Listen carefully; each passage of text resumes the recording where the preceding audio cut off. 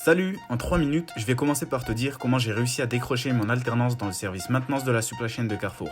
Je te dirai quelles sont mes principales missions et enfin je te dévoilerai les avantages et les inconvénients de l'alternance. Mais avant tout cela, je vais d'abord me présenter. Je m'appelle Ahmed, je suis étudiant à l'Université de Lille en Master 1 Génie industriel. Pendant ces 2 ans de master, on se spécialise à la programmation d'automates industriels, d'applications sur le téléphone destinées aux entreprises industrielles. On apprend aussi à manipuler des outils de gestion de bases de données.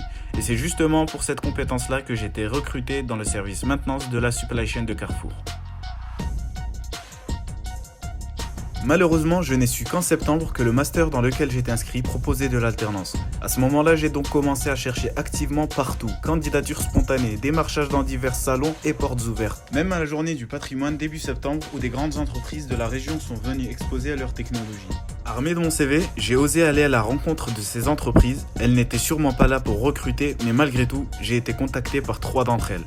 Bon, ça n'a pas conclu, mais 2 de mes camarades ont trouvé leur alternance grâce à cet événement exceptionnel, et surtout peu connu du public.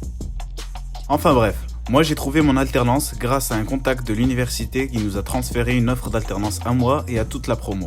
J'ai été le seul qui a choisi de directement prendre le téléphone et d'appeler l'entreprise. J'ai signé 2 semaines après et commencé le 1er novembre. Comme quoi, il n'est jamais trop tard.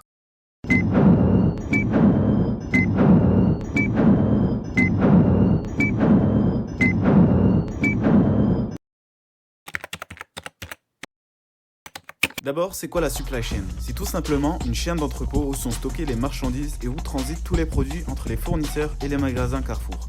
C'est en effet la supply chain qui fait que vos rayons sont toujours bien garnis et que vous trouvez toujours ce que vous voulez en magasin. Mais moi, ma principale mission, c'est d'accompagner le service maintenance de la supply chain vers la digitalisation et le numérique. Concrètement, l'un de mes projets par exemple a été de créer un site complet où mes collègues peuvent ajouter et avoir accès à des documents importants, des rapports d'intervention, des contrôles obligatoires, des contrôles d'inspection et autres. Avant c'était format papier et c'était pas facile pour tout le monde. Je crée aussi des outils d'analyse pour suivre l'état des maintenances sur nos entrepôts. Techniquement, c'est ce qu'on appelle faire de la GMAO, la gestion de maintenance assistée par ordinateur. Le seul point négatif de l'alternance, c'est qu'on a moins de temps libre que nos camarades de classe. Nous sommes en entreprise quand on n'a pas cours, notamment en période de vacances. Il faut donc savoir gérer son temps, avoir une certaine rigueur, s'organiser pour à la fois assumer les cours, les examens, mais aussi profiter de nos loisirs et réussir à être performant au travail. Par contre, le gros avantage, c'est qu'on est étudiant tout en étant sous le statut de salarié. Ce qui veut dire que nous sommes rémunérés et qu'on profite également des mêmes avantages que tous les autres employés de l'entreprise. Et en période d'école, on profite de tous les avantages d'un étudiant lambda. En dehors de ça, l'avantage aussi, c'est de pouvoir mettre en pratique en entreprise ce que nous voyons à l'université. L'alternance est donc parfaitement adaptée à mon cursus et me permet d'avoir les idées claires en cours grâce à ce que je vois en entreprise.